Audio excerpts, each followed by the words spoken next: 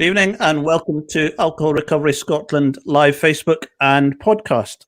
I'm going to jump straight into it tonight. We've already got someone here already. That's the quickest we've ever had, I think. I'd just like to welcome our guest, Karen Dion. She is from a part of America that I would absolutely love to go to, Montana, full of mountains and rivers and countryside and beautiful places. So one day we'll come across and visit. But Karen, it's really exciting to have Karen on tonight. Karen is working exclusively with the Sinclair Method across in the States and doing very, very similar work to what we do here. Just a quick introduction. Karen runs an organization called the Alcohol Solution across in America. And she's a licensed addiction counselor, a board certified health and wellness coach, and a smart recovery facilitator. Karen has been through the Sinclair Method program herself. And I don't think there's anyone more qualified probably to talk about the Sinclair Method. So good evening, Karen. Welcome. Hello, Bruce. Thank you for having me. Did I miss anything out on your introduction? Nope. You were thorough. So it's good to have you on board. And it's great to meet someone who, I'll cover it probably later on, but it's nice to have someone on board that runs a very, very similar program to what we're doing here in Scotland and across in the UK. So yeah, so it'll be really interesting to find out. Just for anyone who's coming on just now, we have a comment section. So if anyone's got any questions or you'd like to raise any points, or feel free just to type them up on the comments side and we'll try and get to them later on. So. Okay, I didn't tell you about this, Karen. I was meant to. When I normally start with people, I normally ask them three just breaking the ice questions. So yeah. If you don't mind, I'm going to ask you three questions. All right, yeah. What country would you love to go to that you haven't visited yet? Oh, wow. Wow, there's a lot, but I would love to see Scotland, but Ireland is right there up on my list as well. Love to go see Ireland. Okay. And what is your favorite food? My favorite food? Oh, that's a good one. Probably crab legs. Crab legs, wow. Yeah. Yeah. Good crab's legs in Ireland and Scotland. So. Yeah. Okay. You go out for an evening meal. Would you rather have a starter or a dessert or both? Probably a dessert. A dessert. Okay. And what would it be? Creme brulee is my favorite dessert. Creme brulee, right. Brilliant. I'd be chocolate, although I've been on a diet for the last sort of 7 or 8 months. So. What's your favorite dessert? It would have to be chocolate cake of some sort, or custard, or something along those sorts of lines. We've got Scott Robertson on from. Have you tried haggis or black pudding? No, I haven't. No, okay. I won't go into. I won't go into what they are. And Christina says corn dogs. Corn dogs. Corn dogs. What are corn dogs? I keep hearing about corn dogs.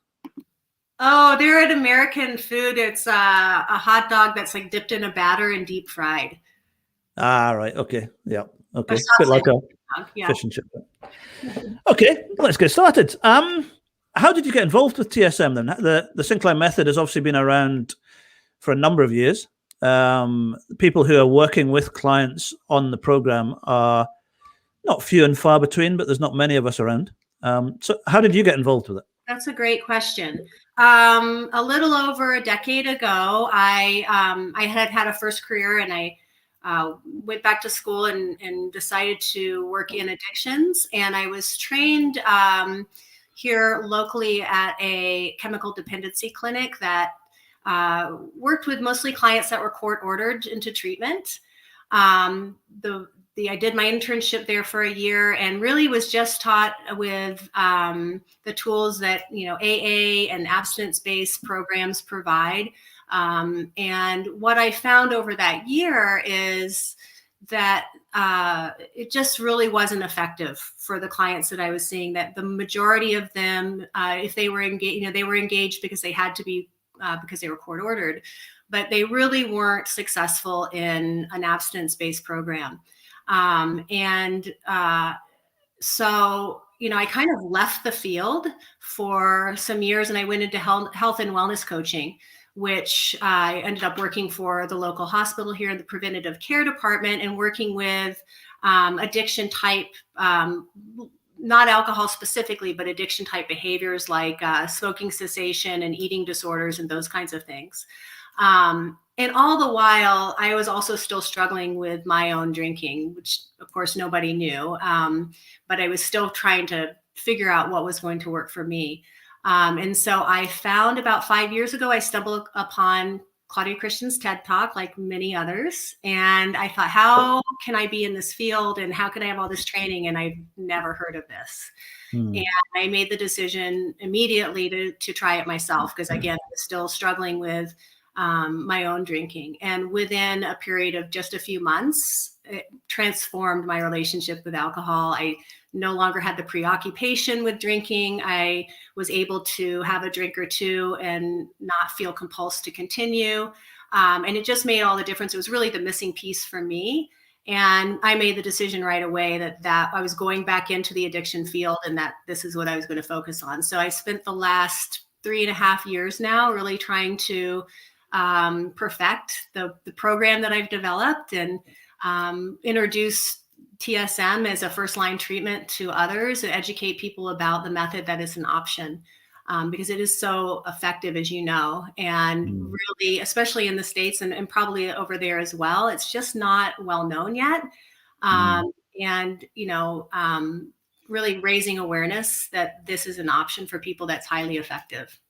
And my background was, as we were saying just before this, was in alcohol and drug rehab management through abstinent-based programs. And I think the hardest part is trying to get the message across to people about how good the program is. So quite often we get people who watch this back on Facebook feed. If you were to explain the Sinclair, obviously the Sinclair method, if people have heard about it, that's great, but there's a lot of people out there who haven't heard about it. So to try and explain it to people, or when people are coming on going, oh, well, it's just a pill you're taking, or it's just another, you're changing alcohol for a drug or whatever. How would you explain the Sinclair method? Is probably the simplest way. Great question. Yeah. So the Sinclair method is essentially you're taking naltrexone, which naltrexone is an opiate blocker. So naltrexone blocks the effects of alcohol, the endorphin release from alcohol in our brains. And so one of the drivers of addiction is that particular mechanism where endorphins are released each time that someone drinks alcohol, and that perpetuates the cravings, the preoccupation, and the inability to stop drinking once people have started. So by blocking the endorphins when you're drinking, by taking the medication first, what people typically see is regained control over their drinking. So they're not drinking to blackout. They're not as preoccupied with drinking and obsessing about it all the time. And they really regain control over their choice and how much they drink. And so, it's a mechanism that works over a period of months. And so although people do notice often change in the beginning when they first start taking the medication, really the long game with TSM is reaching what we call extinction, which is the state where you're physiologically no longer addicted to alcohol. And what that looks like in real life is, again, the lack of preoccupation with alcohol and drinking, really an indifference to alcohol, so that you can kind of take it or leave it, if you will.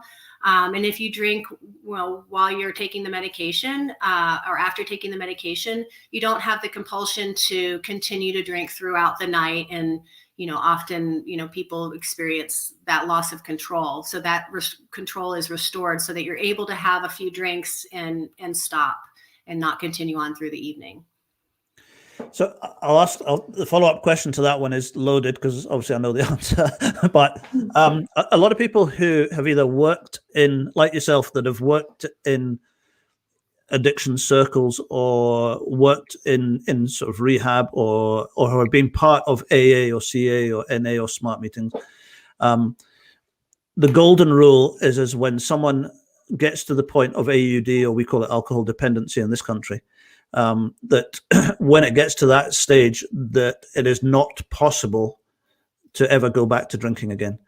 Are you saying that someone who is dependent on alcohol, we hate the expression, the word alcoholic, if someone's got to the point of alcoholism, can they return to being a normal drinker?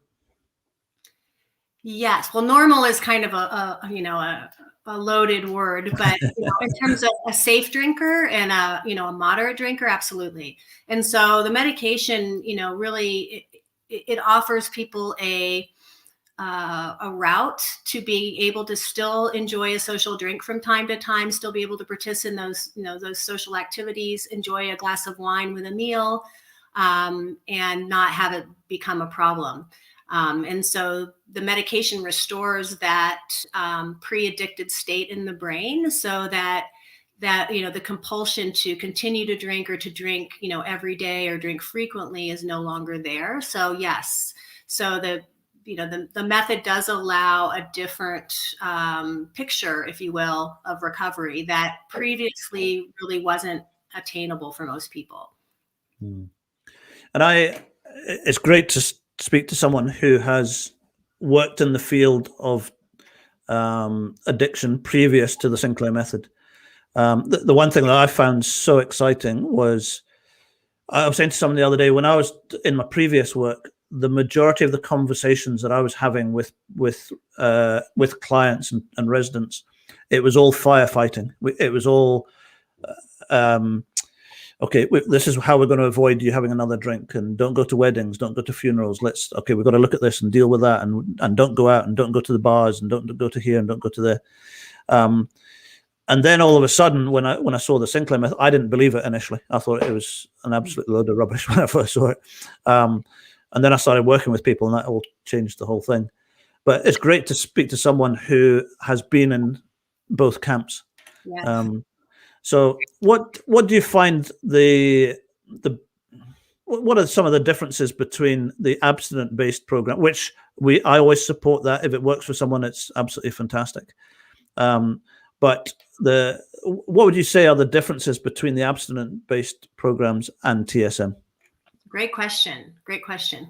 So TSM really is a counterintuitive way of approaching, reversing alcohol addiction, because you are continuing to drink for a period of time paired with the medication.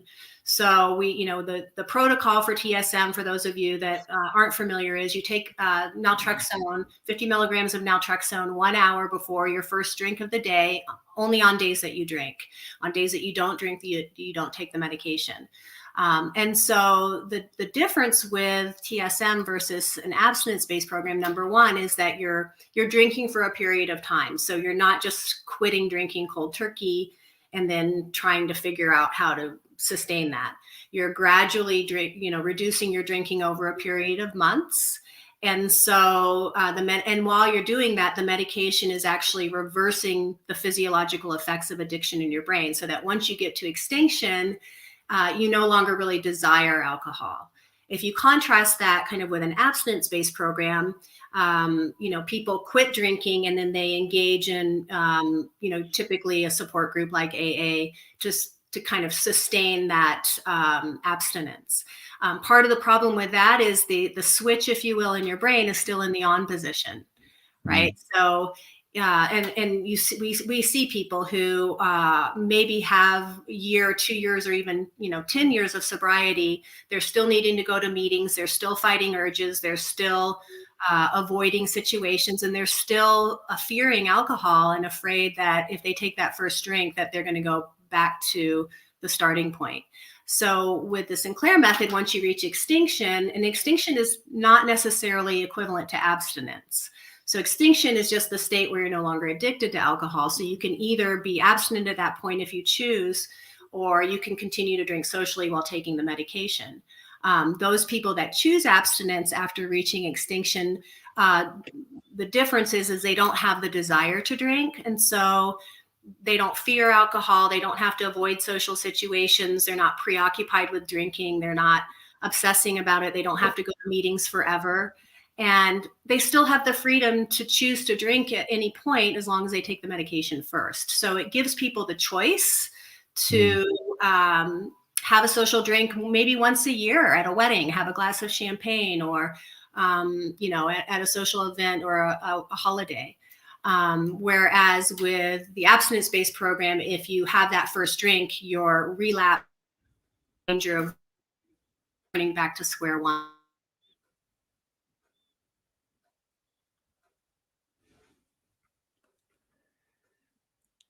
You've just frozen on me at this end. I don't know if... Oh, no, you're back. You're back again. Okay, so yeah. So Katie's here. So Katie Lane, who I do a podcast with once a month. So hi, Katie. How are you doing? Katie is the lady who I learned the majority of stuff that I learned from initially in the early days. So Katie's been my mentor, kind of mentor for a number of years on YouTube and the internet. So welcome, Katie. And whilst Katie's here, whilst you're on that subject, Katie and I were talking the other day about how the Sinclair Method, when you're taking the medication is dealing with on the craving side of things. And then what we then do is we put people on a program to go through the reduction side of it. Katie came up with an absolutely beautiful expression the other day. She said, it allows you the comfort blanket as you're reducing. So the hardest part of people who are reducing their alcohol intake is learning to adjust to life without the alcohol. And Katie put it so beautifully the other day. She said, it's just, it's like having a comfort blanket on you so that you've got a safety net as you're reducing. If you go through it, if you hit a really hard patch in life, then you can deal with it. You can still have a drink if you're still coming down. Whereas if you're on an abstinent-based program, that might be the one thing that tips you over to having one drink and then bang, it's away again. So Katie and I always have a laugh because it was her expression, that the comfort blanket, and I've always remembered to give credit to Katie for that one. So. That's a great analogy. I love it. Yeah. So the question I was going to ask you as well is, a lot of people that I speak to, and I'm sure you get it in the States a lot, is the question that they'll turn around and say, well, is it just a magic pill? Are you just taking a pill to deal with the whole situation? The number one thing I've learned over the last 2 years is that the Sinclair Method, TSM, or as Dr. Sinclair would call it, pharmacological extinction, is medication that is taken that is medically, neurologically, biologically doing what it needs to do from a medical point of view. What I've learned over the last couple of years is that's one part of it. The other part of it is the program side. It's the support. It's the running people through the stages of the program as they go through. And I know that's what you do. And Katie does it amazingly as well in the States. So I think my question is why is the program so important? Great question. Yeah. So, the medication does the heavy lifting, if you will. So the medication is working on, like you said, the physiological, biological components of addiction, which are, things like craving and urges and loss of control.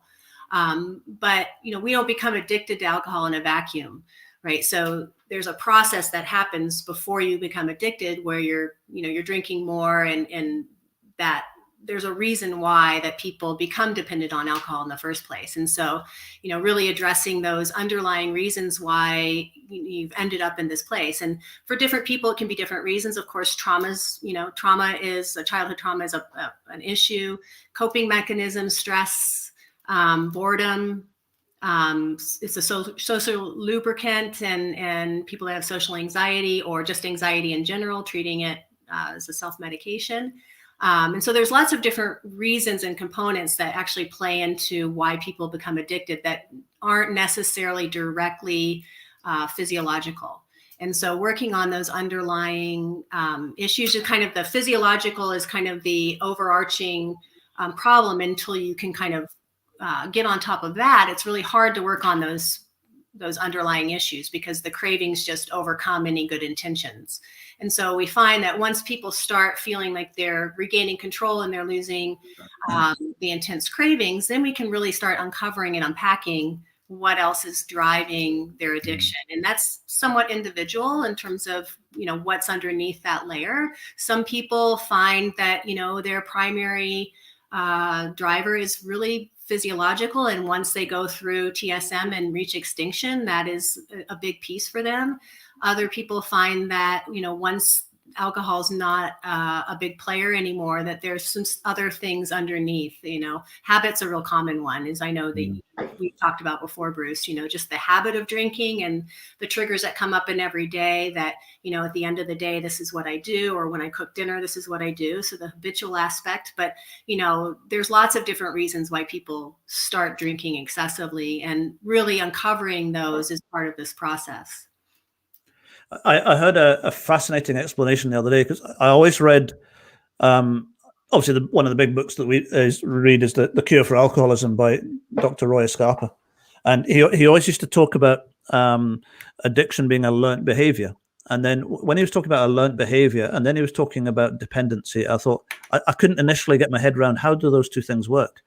And then I realized that the learned behavior part is, when we're young and we have a drink, it releases endorphins in the brain gets a reward, and then we go, oh, that was nice, and you do it again and again and again. And then when you get to the early 20s, you have a stressful day at work, you come home and have a glass of wine, you get a reward, boom, boom, boom.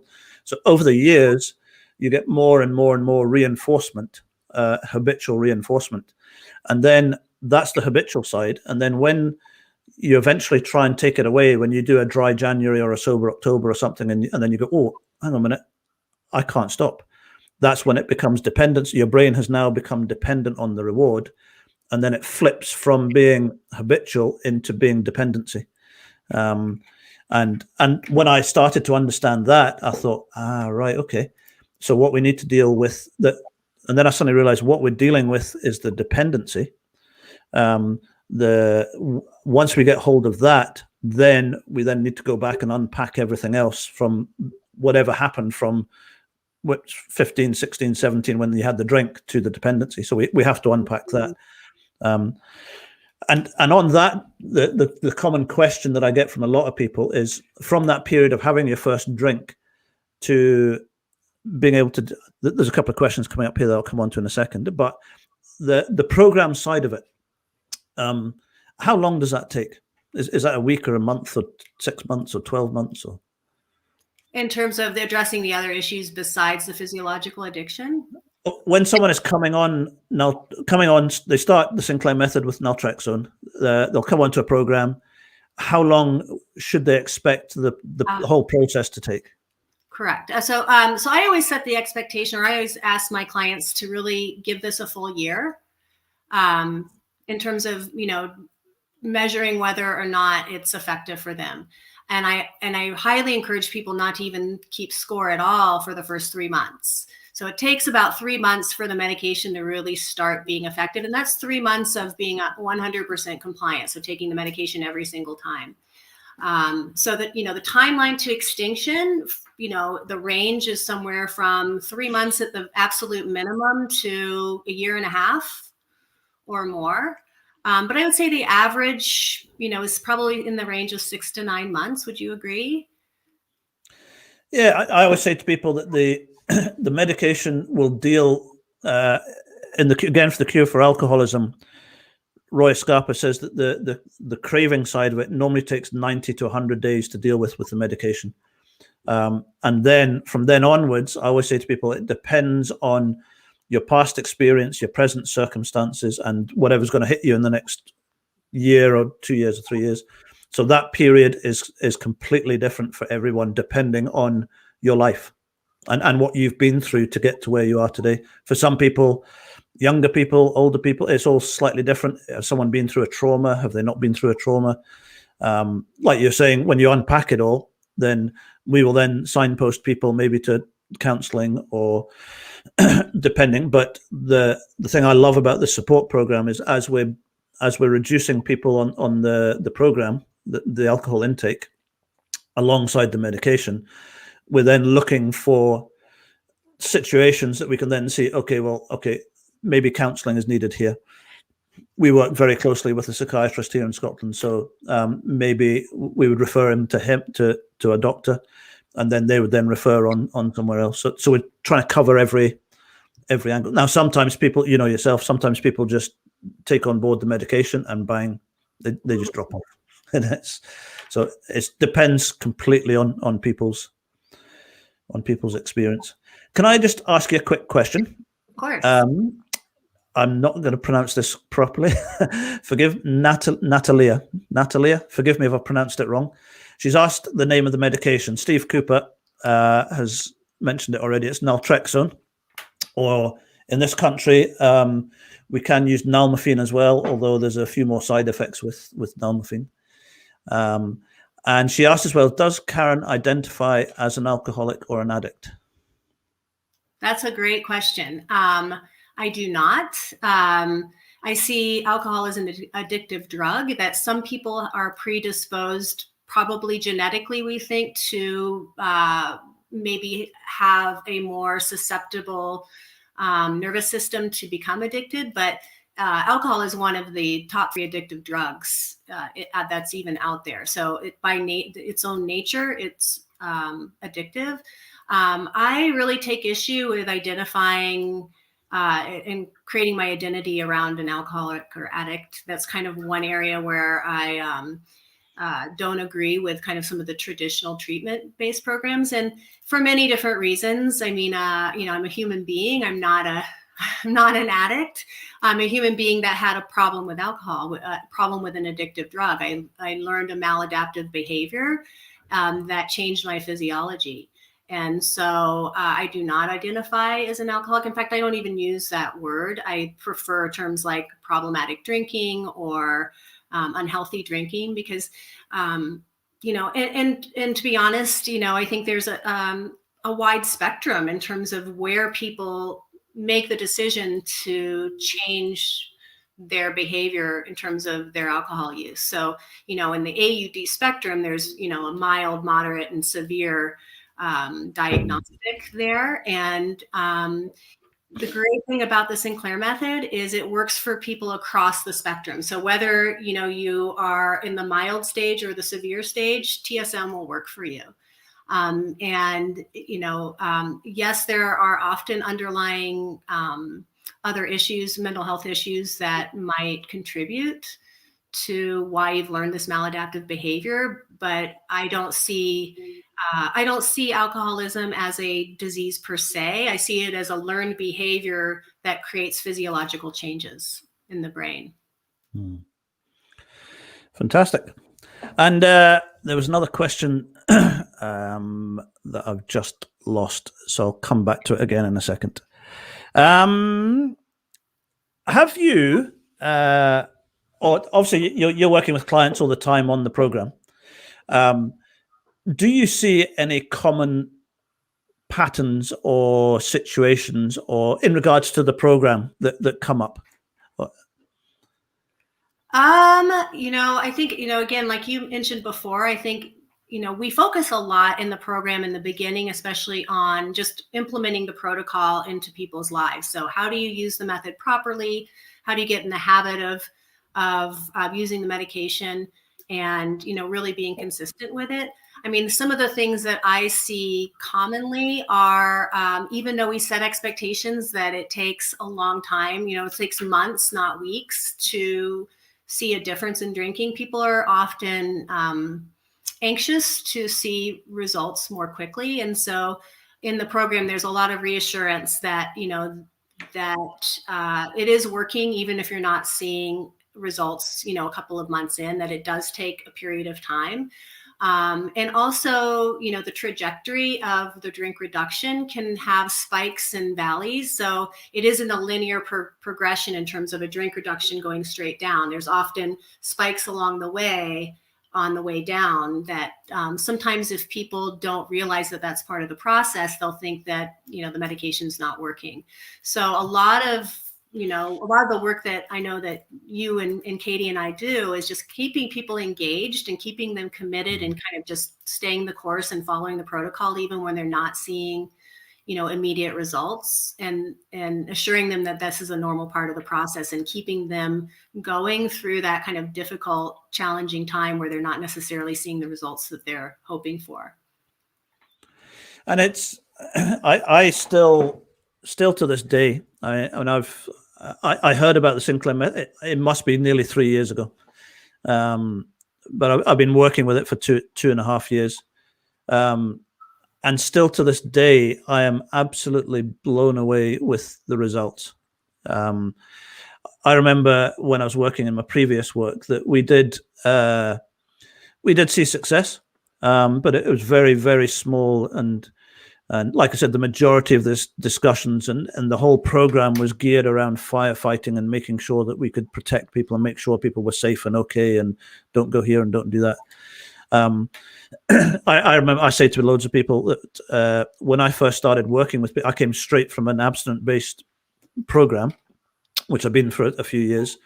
I came straight into working with TSM, and I just saw client after client after client getting to the stage where, like you said, they were getting control of their drinking.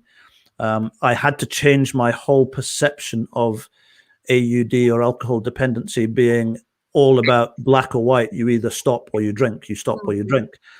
I never, ever started to imagine that there was actually another option where you could actually control the drinking, because all our teaching had always been, if you've got to the point of AUD or alcohol dependency, then your only option now is to stop. So again, that's a long way around to ask the question. I'm guessing you see the same. Well, I know you'll see the same success in the States as. And did you see a huge difference in the success from the? Well, you said already that you just lost motivation in the last programs, which I understand, because it's the challenge with what we're working with, and everyone here and yourself. The worst case scenario of it is it kills people. The best case scenario is it just takes up people's lives and just causes disruption. But I've been blown away, and that's why yourself and Katie and more people are getting involved, because they're seeing the results. So anyway, going back to it, I take it you're seeing the same success. Absolutely. I mean, the great thing about this method is it actually gives people a pathway to improve. So as opposed to, abstinence-based programs just tell people to be abstinent and then come to these meetings, right? And so if people could do that, if they were able to sustain abstinence, then they wouldn't need treatment. So the Sinclair Method actually gives them a way to get to where they want to go. And you can start exactly where you are. So no matter how much or how little you're drinking, or how frequently you're drinking or infrequently you're drinking, whatever your pattern is, you can start tomorrow. Once you get your prescription, you get your medical clearance, you can start working on this and starting from exactly the point that you're at, no matter where that is, and start making incremental improvements, which is really, a more sustainable way for people to change anyway, is to make gradual, small, incremental changes over a period of time. Yeah. And so this method gives actually people a pathway to recovery, which it's, one of the only, if not the only, treatment that I see out there that actually gives people an incremental, step-by-step process. Yeah. And as Claudia Christian says, it's a humane way. It's very humane. I love the word when she uses it, humane. Not that other ways aren't, but it's such a gentle. It's like a lowering down of. Say I'm working. I better not say too much, but I'm working with guys at the moment that are heavy drinkers, up at the bottle of vodka a day level, and it's beautiful to watch. And most people saying, well, you either drink a bottle of vodka or you stop, because. But what then happens is, as you're reducing people off the bottle to 3/4 to half to a quarter, and every time you speak to them on the phone, they're more alive, more awake. The more I'm doing more, I'm eating better, I'm sleeping better, and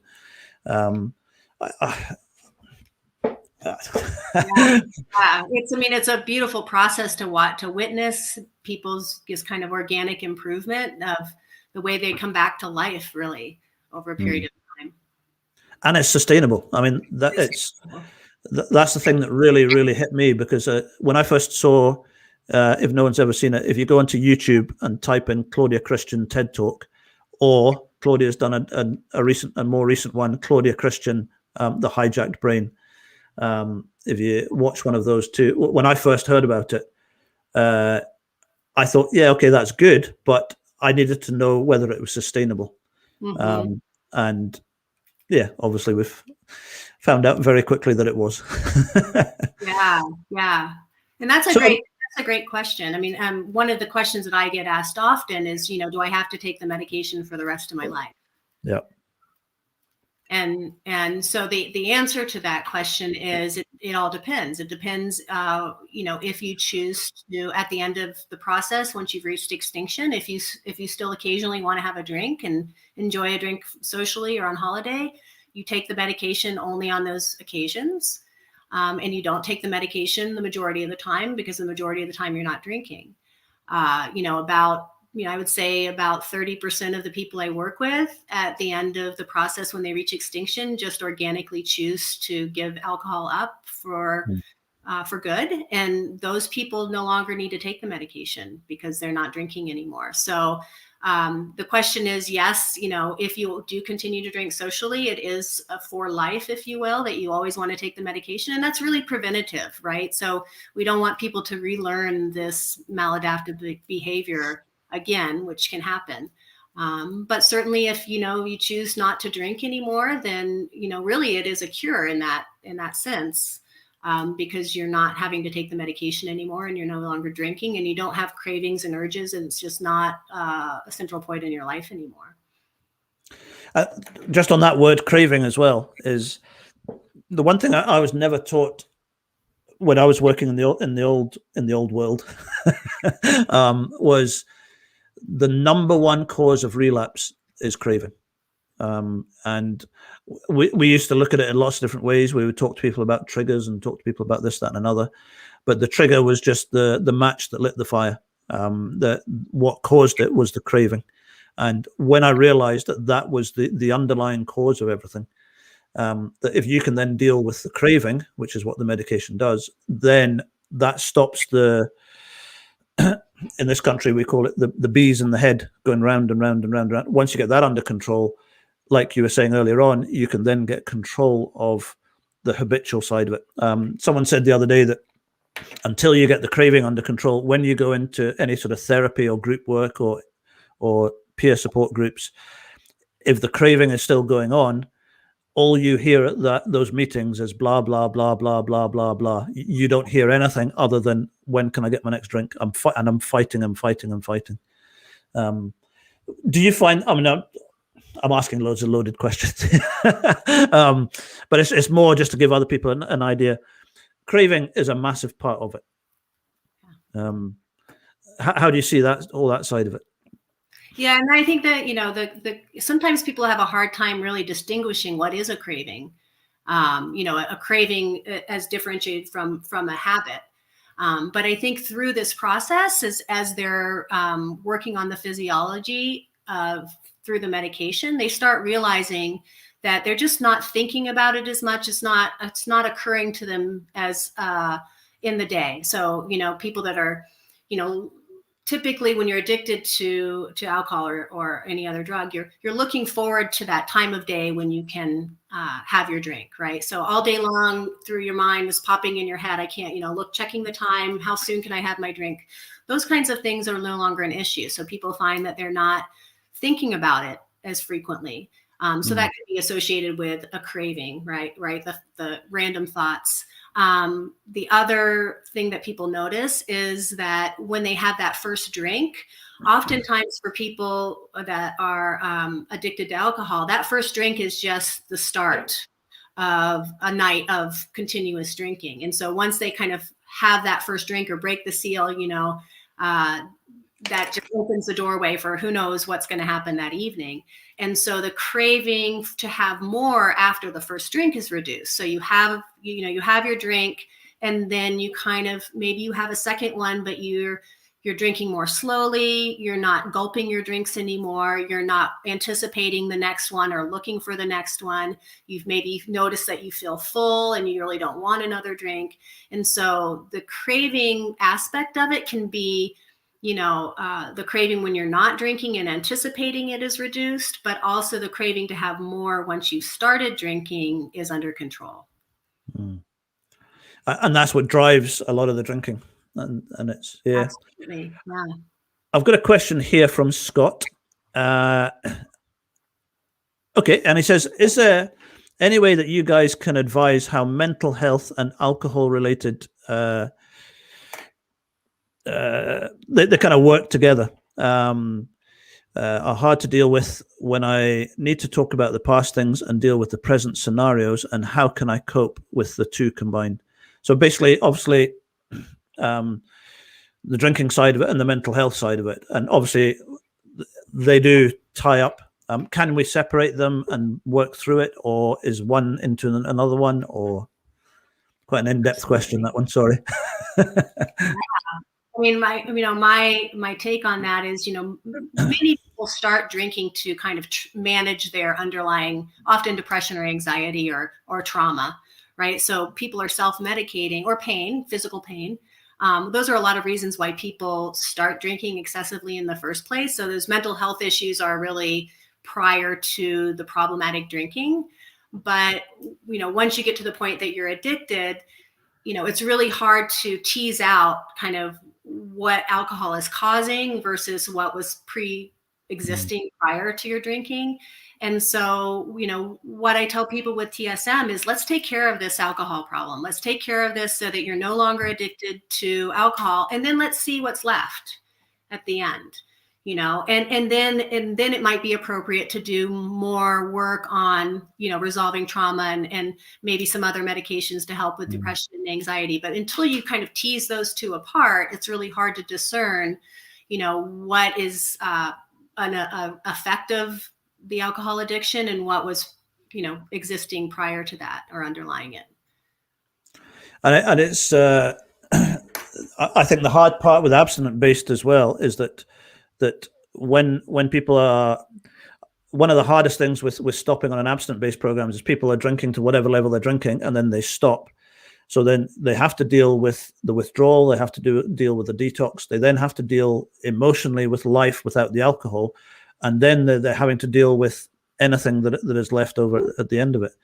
But it's in abstinence, then you're fighting all of that, and then that creates more stress and more anxiety and everything else to deal with mental health issues. Something absolutely fascinating that I found out, and this is not right across the board, this is just one area. But I realized recently, I spoke to a sleep research specialist, and he was saying that a lot of the times, and he worked with sleep research and alcohol, and he realized that there's a cycle that we go through when we sleep. So when people go to sleep under the influence of alcohol, what happens is you miss out half the cycle. I won't go into it all, but you miss out half the cycle. Then what happens is you wake up in the morning sleep deprived. Now, the longer you go sleep deprived, the more anxiety and depression that creates. So sometimes, I've got to say this very carefully, sometimes as people are reducing off the alcohol, the anxiety and the depression gets better. Now, in a lot of situations, there is a chemical imbalance, so that's got to be looked at very carefully as well. So it's not the solution to everything, but yeah, absolutely, it's a case of separate it, like you're saying, separate the two. We can actually deal with the craving, reduce the alcohol, and then doing that. Yeah. Okay. The future. Where do you see TSM going in the future, or the Sinclair Method? I would love to see this become first-line treatment for AUD. I really would love to see it become just the very first approach that people use. Because one of the great things again about TSM is that you don't have to wait until your life is destroyed to start making a change, right? You can start wherever you're at. If you're having a few glasses of wine, several times a week, and you realize that you're going in a direction that isn't healthy, you can implement the Sinclair Method. You don't have to call yourself an alcoholic. You don't have to, have your life ruined before you start making changes. And so, I think even there's been some talk about using it prophylactically or preventatively for people that have a history of alcoholism. So say, your parents were alcoholics, you have a genetic predisposition and you're in your 20s and you notice that when you drink, you often drink to blackout. You don't have to wait until you've spent 20 or 30 years struggling with this. You can start using it right away to offset that genetic predisposition and keep yourself from having a problem. So, one of the great things about this, again, is it can treat anyone at any stage of AUD. So I would just love to see it be more well known. I know the C3 Foundation does a great job at educating physicians, and that's part of the work that, you and I and Katie are doing as well, in terms of just educating and advocating for this method, and just really letting people know that this exists and that it's an option. Yeah. And you hit on a question there that I think we've got time to look at quickly. You mentioned genetic disposition, alcohol use disorder, alcohol dependency, genetic, not genetic, with what?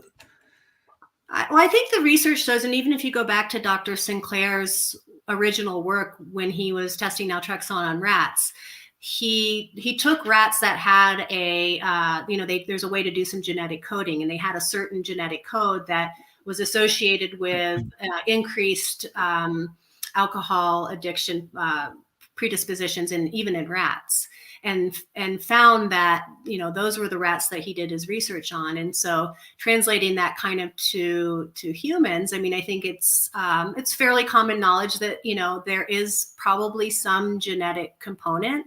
We don't know exactly what, and there's been some research that there are multiple different kinds of genetic alcoholism traits or markers, if you will. And interestingly enough, it seems like the Sinclair method is more effective for those people that have that genetic predisposition. So the way I kind of like to think of it or describe it in layman's terms is, some of us have brain receptors that tend to be more reactive or to alcohol in our brains. So probably are releasing more endorphins than the average person, and which would explain why some of us feel like, we had kind of an underlying predisposition to drinking excessively, even from our first experiences drinking, that we looking back, that we drank differently than our peers often, even, in our first drinking experiences. So I think there is a component there. I mean, I think that, the learned aspect of it is also a component. And if you go back and read the Cure for Alcoholism, Dr. Escapa talks about those two components, that there's probably a genetic predisposition, but also that there is a practice, practicing and learning the behavior over a period of time is also a component as well. My apologies. I'm kind of asking you loaded questions. But just for everyone's. It's really, really interesting. When I take on a client, I always do an assessment with the client, and one of the questions I always ask people is, do you have close family members who struggle with AUD, alcohol dependency? And I would say, I'd say 95% of people say yes. And a lot of the times, I need to go and do some exact figures, but it comes through a male side. Not always the case. Sometimes it's the mother and then the father or the grandfather. But quite often it's coming through there. But then that fires up the next question is, well, if I struggle with it, will my children struggle with it?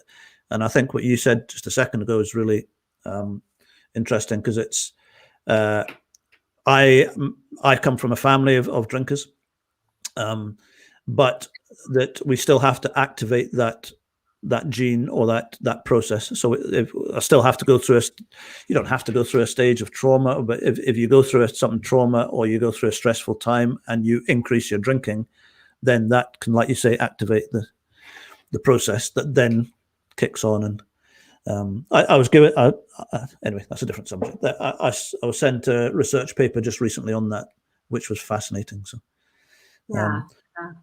okay. Yeah. Sorry. Go ahead. No.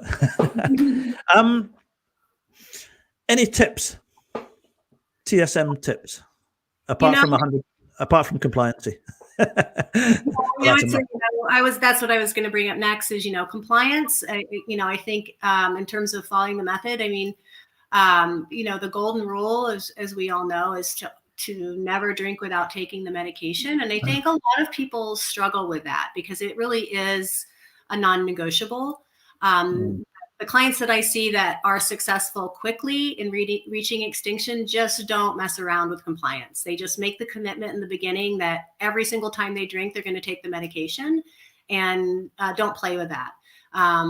Those that, sometimes don't wait the hour, or are inconsistent with taking the medication, or, forget it from time to time, really struggle with gaining traction, and because they're really kind of, one step forward, two steps back. And so, compliance is such a critical issue, and, part of human nature, and especially the nature of some of us that develop AUD, is that, we don't like being told what to do. We don't like rules. We don't like absolutes. But in this situation, I think really making that commitment is essential. And if you can't do that, it's not going to work for you.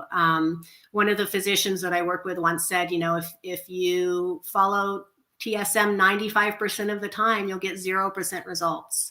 So it really is something that has to be followed 100% of the time. And people struggle with that. And it's one of those things that I try to set up in the beginning, and I kind of follow through almost every session with clients. And I ask them if they're compliant, because it's just that crucial to success.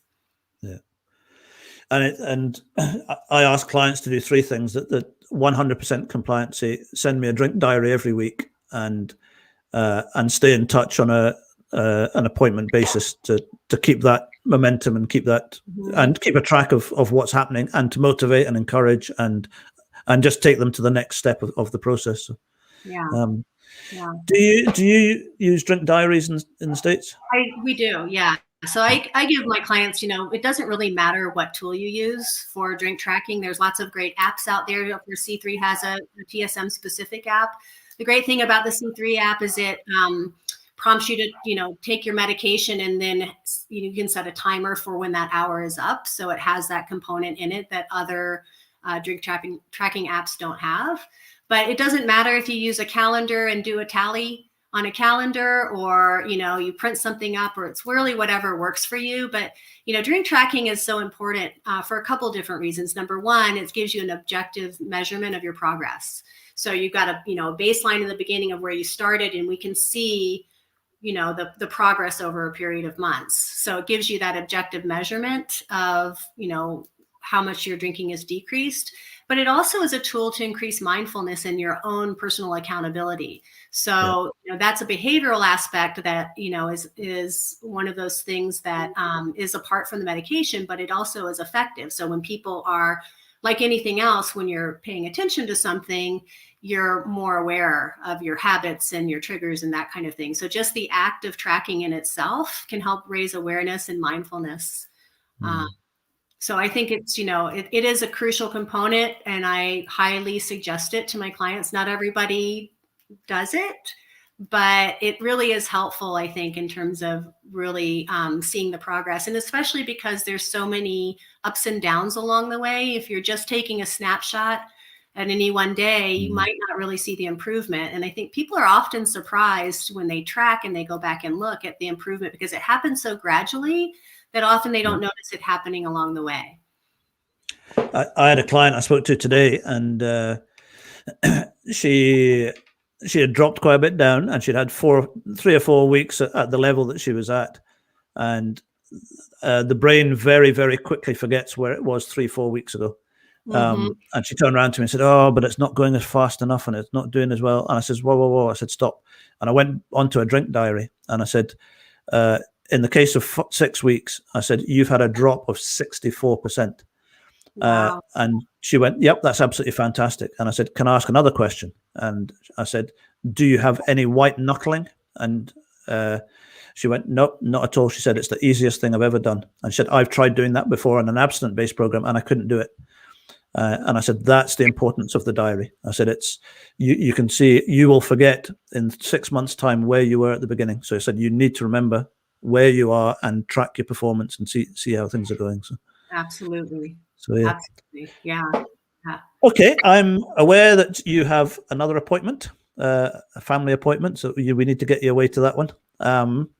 So just very quickly, was it Scott or somebody?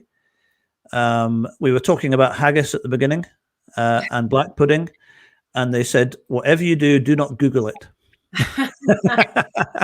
Just order it, but don't Google it. Scott, it was Scott. Don't Google haggis or black pudding, just eat it. So, and then Google it. If you're a vegetarian, don't touch it. Okay, it's a Scottish food. Okay, Karen, thank you very, very much. If you're in America and you want to get in touch with Karen, what's the best way, Karen, for people to get in touch with you? You can email me. My email address is karen@thealcoholsolution.com. If you want to go to my website and read about my program, and I offer a free consultation, so you can sign up for that if you're in the States. And yeah, be happy to answer any questions anyone has. So feel free to reach out. Okay. And Katie Lane, who's here as well. Katie runs Zoom meetings that are on every single night of the week. So once people are on the program, or if you want to find out more about it, embodieddaily.com is Katie's for the Zoom, and Katie does coaching and everything as well.